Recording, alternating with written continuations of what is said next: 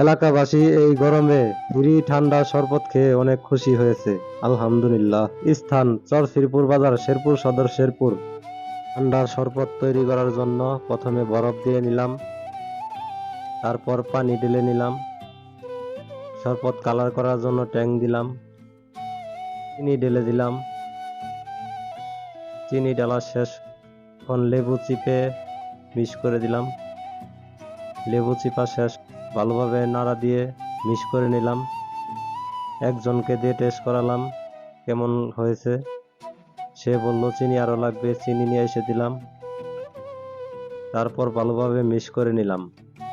Mix করে এলাকাবাসীদের খাওয়ানো শুরু করে দিলাম। এলাকাবাসী খেয়ে অনেক প্রশংসা করলো। ফ্রি ঠান্ডা শরবত খেয়ে অনেক খুশি হয়েছেন। গাইস, ভিডিওটা যদি ভালো লাগে অবশ্যই কমেন্টে জানাবেন, একটা লাইক একটা শেয়ার দিবেন। তো গাইস, ভিডিওটা কেমন লেগেছে কমেন্টে অবশ্যই জানাবেন।